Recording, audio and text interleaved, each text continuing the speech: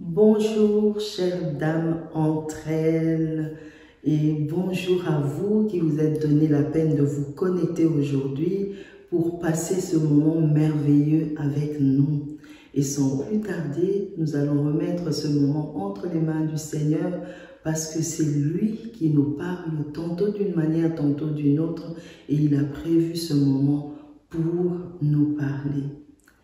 Seigneur, je viens bénir ton nom, Seigneur Dieu Tout-Puissant, et te remettre ce moment, Seigneur, parce que nous savons que c'est un rendez-vous encore avec toi. Tu connais les cœurs qui sont là devant toi et tu as prévu ce moment pour parler à chaque cœur. Seigneur, je dispose le mien, je vais tout simplement m'effacer afin que toi tu prennes la place, afin que ton esprit puisse parler au cœur comme toi tu l'as prévu. Que ton nom soit béni, que ton nom soit élevé. Au nom puissant de Jésus, j'ai ainsi prié. Amen. Voilà, nous sommes à notre 10e session de Sois libre. Et c'est ce que Dieu veut pour nous. Et quand nous parlons de cette liberté, nous parlons aussi de l'affranchissement. Parce que le passage qui est mis devant nous par rapport à ce thème, Sois libre, est Jean 8, 36, qui dit « Si donc le Fils vous affranchit, vous serez réellement libre. » Et en regardant ce passage, je me rendais tout simplement compte que notre liberté était conditionnelle. Mais si Dieu vient nous dire « Sois libre », c'est parce qu'il nous renvoie libre. S'il vient nous dire « Sois libre », c'est parce qu'il a accompli cette condition.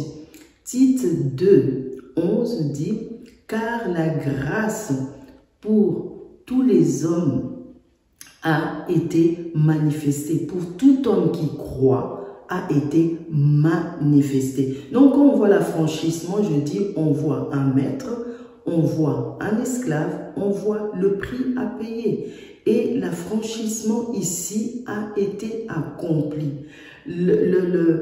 Quand Tite dit que pour tout homme qui croit, c'est la part de l'esclave que nous étions. Et parce que nous avons cru, nous sommes devenus enfants de Dieu et nous avons une autre liberté. Et cette liberté se passe au niveau de l'esprit, parce que c'est notre esprit qui a été régénéré et nous sommes devenus une seule personne avec Dieu. 1 Corinthiens 6, 17 nous dit « Si celui qui s'attache à Dieu, celui qui s'unit à Dieu, devient même esprit avec Dieu. » Mais maintenant, notre liberté que nous vivons au niveau de l'esprit, Dieu veut que nous la vivions vraiment dans notre vie de tous les jours, dans notre vie humaine. Parce que la vie qui nous a été donnée lors de l'affranchissement, c'est cette vie non créée qui est la vie éternelle. Mais maintenant, cette vie non créée, nous l'avons au niveau de l'esprit et la vie humaine combat cette vie. Et Dieu, me parlant de la grâce, il a mis le psaume 23 devant mes yeux. Il dit « L'Éternel mon berger, je ne manquerai de rien. » C'est à cet endroit qu'il s'est fait cette alliance. Il s'est fait cette alliance et Dieu est devenu notre berger. Mais maintenant, le verset 5, c'est là où il a attiré mon attention par rapport à la grâce. Il a dit, j'ai dressé devant toi une table en face de tes adversaires. Donc, tout ce que nous avons, tout ce dont nous avons besoin, tout ce que Dieu a disposé pour nous est à cette table que Dieu a dressée. Et nous sommes en présence de Dieu, mais en face de nos adversaires. C'est pour dire que l'adversaire ne quittera pas. Il sera toujours là, en train de chercher à nous faire tomber ou à nous faire quitter le chemin de la volonté de Dieu. Mais Dieu, lui, il est là.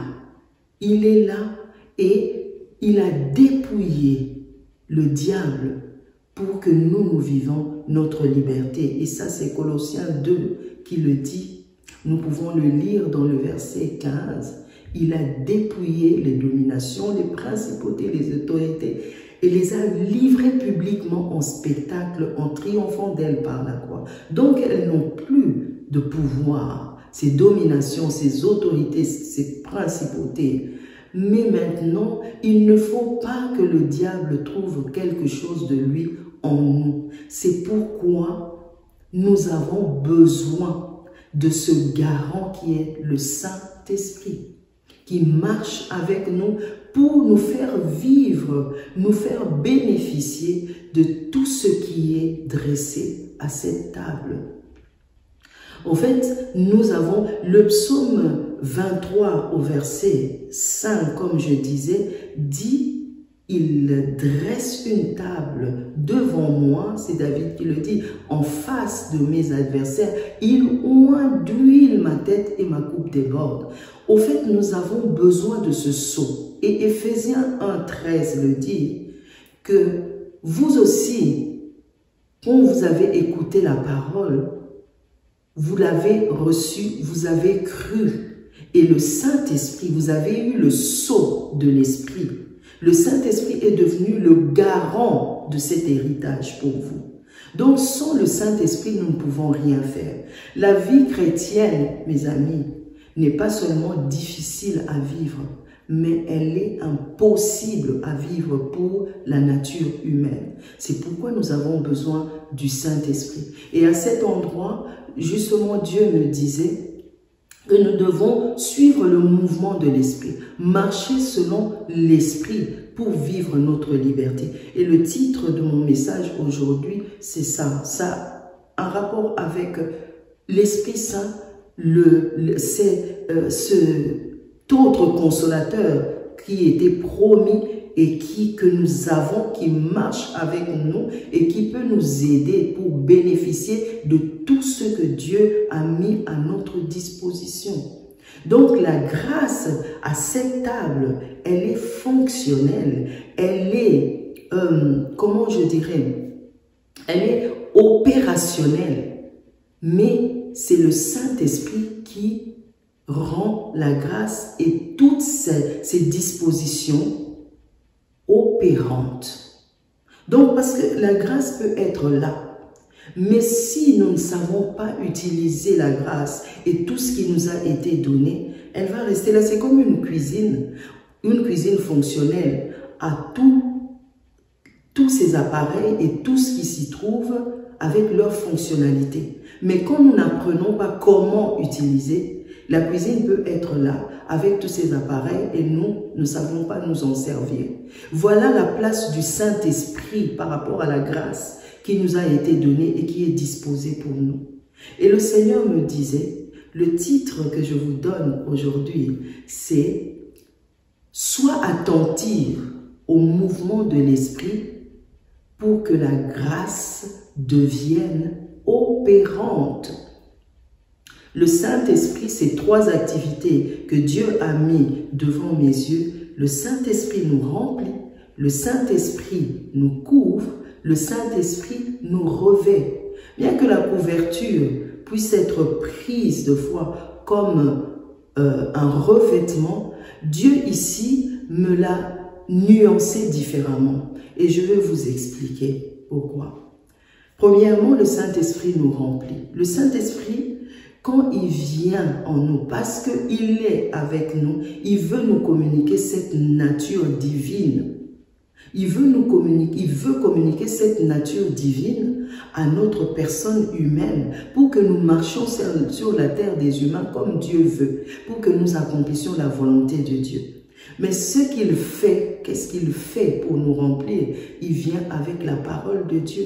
La parole de Dieu qui vient pour changer notre façon de voir, pour nous faire comprendre. Et à ce niveau-là, le Seigneur mettait dans mon esprit ces aspects de l'esprit dont parle Ésaïe ou qui dit l'Esprit du Seigneur sera sur lui, l'Esprit de l'Éternel, esprit d'intelligence, de sagesse, de conseil, de force, esprit de connaissance et de crainte. Et ici, c'est l'esprit d'intelligence qui agit, qui vient nous rendre intelligents. Il vient transformer notre intelligence. Il vient renouveler notre intelligence pour que nous puissions fonctionner comme Dieu veut que nous fonctionnons, selon que Dieu veut que nous fonctionnons. Que nous ne soyons pas sages à nos propres yeux, que nous ne fassions pas nos propres efforts, parce que nos efforts ne suffisent pas pour faire la volonté de Dieu. Comme je disais, la vie chrétienne, elle est impossible à la nature humaine. Si on nous gifle à la joue gauche, nous ne saurons pas donner la droite dans notre nature humaine.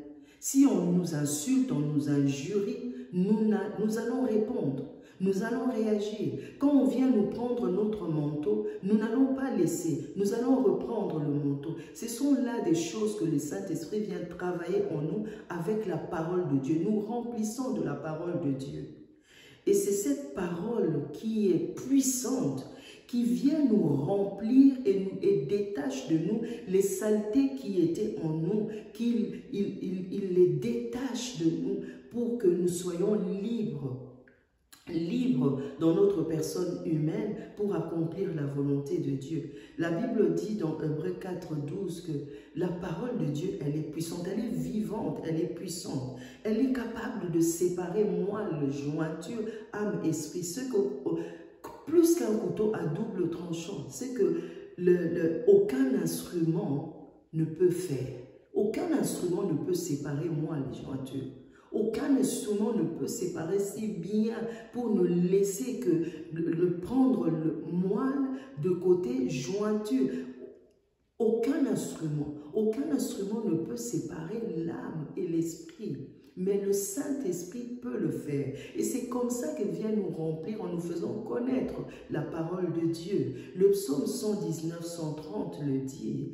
La révélation de tes paroles m'éclaire et me rend intelligente. Et rend intelligent les simples. C'est ce que la parole de Dieu nous dit. Elle vient nous éclairer. Et l'apôtre Pierre dira que il faut que nous ajoutions à notre foi. Et je vais dire une chose, Dieu ne nous a pas sauvés seulement pour que nous échappions à l'enfer. Jésus dit, je suis venu afin que les brebis aient la vie et qu'il l'aient en abondance. Donc cette abondance de vie qui vient de la vie Zoé, qui nous a été donnée au niveau de l'esprit, notre esprit régénéré, il faut que cela descende jusqu'à notre vie de tous les jours. Il ne nous a pas sauvés seulement pour le ciel, mais pour que nous vivions cette vie. Et c'est ce qu'il fait. Et l'apôtre Pierre dira dans 2 Pierre 1 au verset 3, « Dans sa puissance divine, Dieu nous a donné tout ce qui contribue à la vie et à la piété. » C'est justement pour dire que la piété, là, dans tout ce qui est dans l'esprit que nous avons parfaitement, nous devenons parfaits au niveau de l'esprit. Mais maintenant, pour vivre les choses que nous devons vivre, Dieu a préparé aussi. Mais c'est seulement par le Saint-Esprit que nous pouvons le vivre. Il nous a donné par sa puissance divine les promesses, des grandes promesses, des précieuses promesses. Justement, le Saint-Esprit, sa venue, fait partie des précieuses promesses de Dieu, justement pour que nous marchions avec lui et que nous devenions participants de la nature divine. Et il dira encore, l'apôtre Pierre, plus loin, dans le verset 5, il va dire qu'il faut que nous ajoutions à notre foi. À notre foi, il y a des choses à ajouter. Il y a la vertu que nous devons ajouter. À la vertu, nous devons ajouter la science. À la science, donc la connaissance, nous devons ajouter la tempérance et la maîtrise de soi. À cela, nous devons ajouter la communion fraternelle. À cela, nous devons ajouter l'amour du prochain. Ce sont des choses, ces choses-là que quand nous pratiquons, par l'aide du Saint-Esprit, parce que nous ne savons pas le faire seul, nous devenons participants de la nature divine. Et c'est comme ça qu'il nous remplit pas à pas. Voilà la deuxième activité que le Saint-Esprit fait avec nous dans notre vie pour nous rendre complètement libres. Il vient nous couvrir. Et Dieu mettait quelques personnages devant mes yeux. La première personne, c'est Marie. Quand Dieu a annoncé à Marie qu'il allait avoir un enfant, Marie a dit à l'ange, ça c'est dans Luc 1, à partir de 34, il a dit à l'ange, comment cela se fera-t-il? Comment cela se fera-t-il? L'ange lui a dit, le Saint-Esprit te couvrira. Alors Dieu me disait ici, quand il y a la couverture du Saint-Esprit, la couverture du Saint-Esprit ici, ce que je disais que Dieu voulait nuancer, c'est le cache-toi. Dieu te cache. Dieu te cache parce qu'il a un travail à faire. Et quand il y a cette couverture dans le cas de Marie, il y a une grossesse qui se produit. Dieu, de fois, nous traversons ces moments où Dieu nous met à part. Il veut faire quelque chose de spécifique en nous et avec nous seulement. Les gens qui sont tout autour ne savent rien. Mais avec toi, Dieu est en train de faire une œuvre pour sa gloire. Il est en train de faire une œuvre, il est en train de travailler pour sa gloire. Et de fois, quand il s'agit de la grossesse, Dieu peut mettre certaines personnes dans l'affaire. Comme dans le cas de Marie, il a mis Élisabeth, sa cousine, et son mari, Zacharie, et celui qui allait devenir le père, Joseph, qui était le fiancé, il les a mis dans l'affaire. Mais c'est Dieu qui les a mis dans l'affaire parce qu'il leur a parlé. Mais toi, tu restes discrète dans cette situation où Dieu est en train de te former pour quelque chose de grand. Voilà, la deuxième personne, c'est Jésus lui-même. Le Saint-Esprit l'a conduit dans le désert. Matthieu 4, Jésus, on nous dit que ce n'est pas le diable qui l'a conduit. Ce n'est pas quelque chose d'autre qui l'a conduit, mais l'Esprit l'a amené dans le désert. Et le cache-toi à ce niveau peut ressembler à un désert. Mais dans le désert, la Bible nous enseigne, comme Jésus a fait, c'est un endroit où on cherche la face de Dieu dans le jeûne et la prière. Dieu était en train de remplir parce que dans la couverture, pendant la couverture, le remplissage continue. Dieu était en train de remplir Jésus de sa parole. Pendant ce moment de jeûne et prière, Jésus était rempli de la parole de Dieu parce que le Seigneur savait qu'est-ce qui allait venir après. Pendant qu'il te prépare comme ça, il te dispose, à ce moment, tu te prépares pour ce qui va arriver. Et à cet endroit, c'est encore le seul à seul. Cache-toi. Cache-toi, tu as affaire avec Dieu, tu as à prendre chez Dieu des instructions que Dieu te donne qui vont te servir pour sa gloire. Et le Seigneur me disait que pendant la couverture, c'est l'esprit de conseil qui vient agir. Parce que ces aspects de l'Esprit Saint qui sont par deux, il y a l'esprit de conseil et l'esprit de force. Quand tu prends les conseils de Dieu, ce qui va se déployer après, ça sera la puissance qui va manifester la gloire de Dieu. Et c'est ce qui s'est passé avec Jésus. Dans le désert, il s'est rempli de Dieu, de la parole de Dieu, pour l'œuvre qu'il allait faire après. Et la troisième personne, c'est David. David, dans ce lieu où il paissait le troupeau de son père, il était caché. Mais dans cet endroit de cache-toi, tu peux être oublié. David était oublié, mais David est resté obéissant, suivant les instructions qu'on lui donnait. Quand il fallait servir ses frères, il servait ses frères.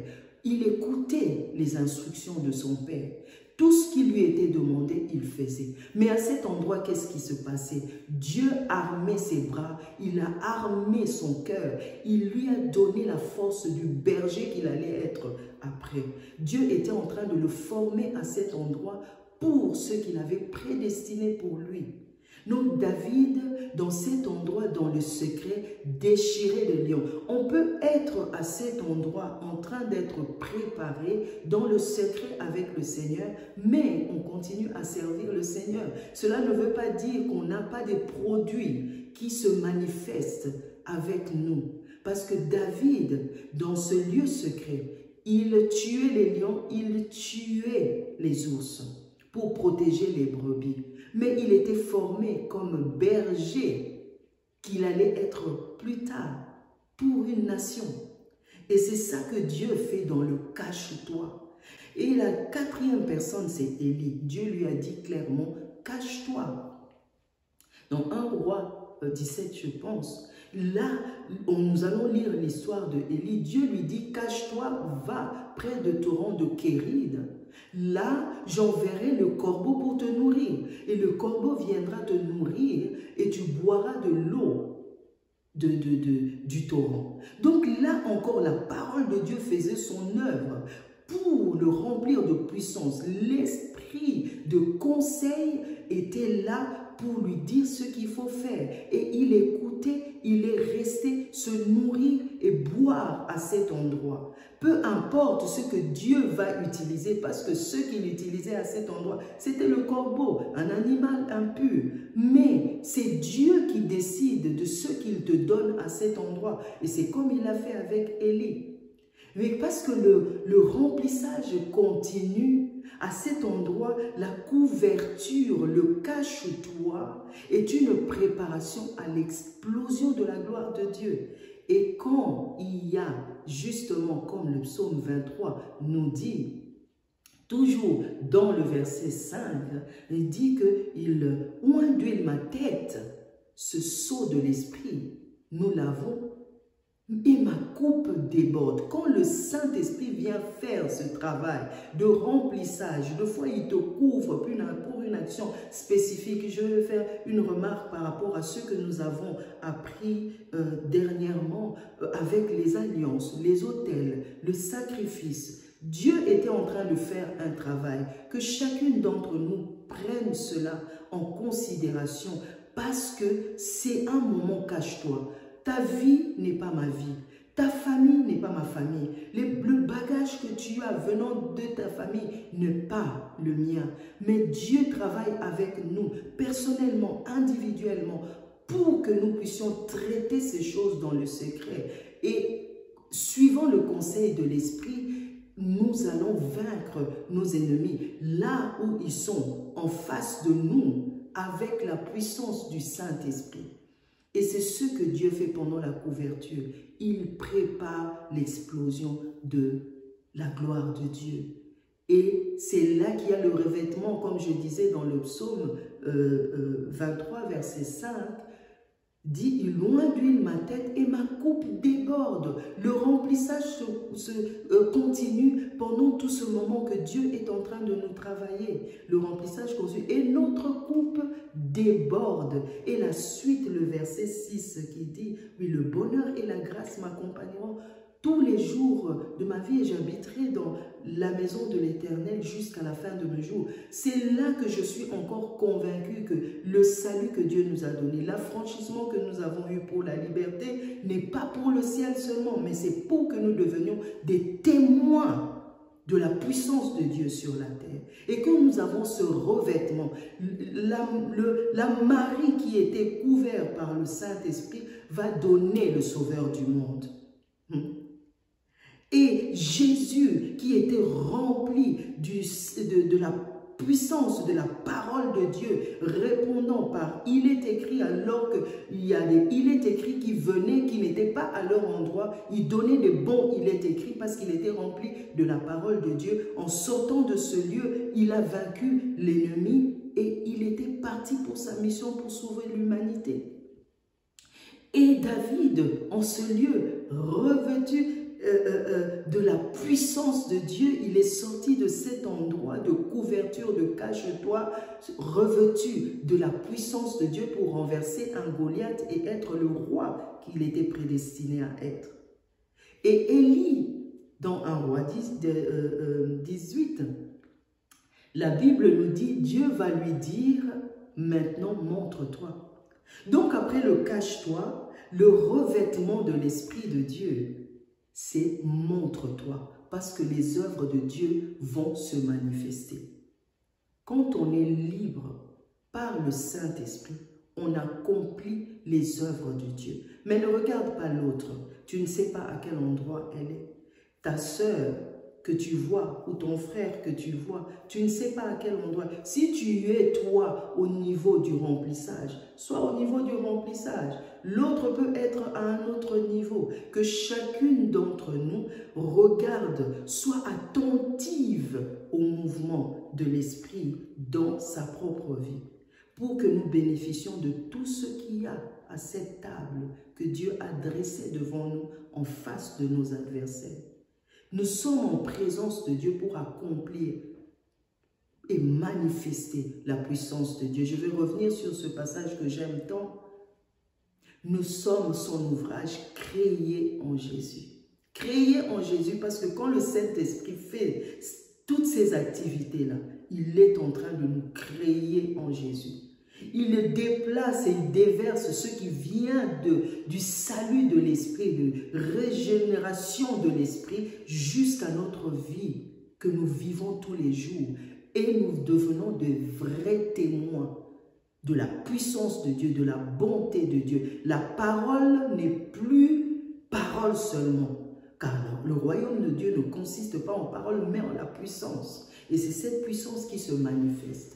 Sois attentive au mouvement de l'Esprit dans ta vie, afin que la grâce qui a été disposée pour toi soit opérante. C'est ainsi que tu t'épanouiras, c'est comme ça que tu seras libre pour manifester la puissance de Dieu et attirer ceux qui sont au dehors au Seigneur, afin que nous nous réjouissons tous ensemble au dernier jour, quand il viendra nous chercher.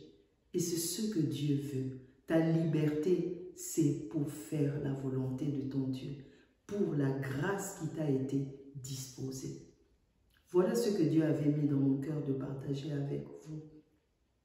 J'espère que chacune d'entre nous a eu quelque chose de la part du Seigneur. Marchons selon l'Esprit et nous n'accomplirons pas les désirs de la chair.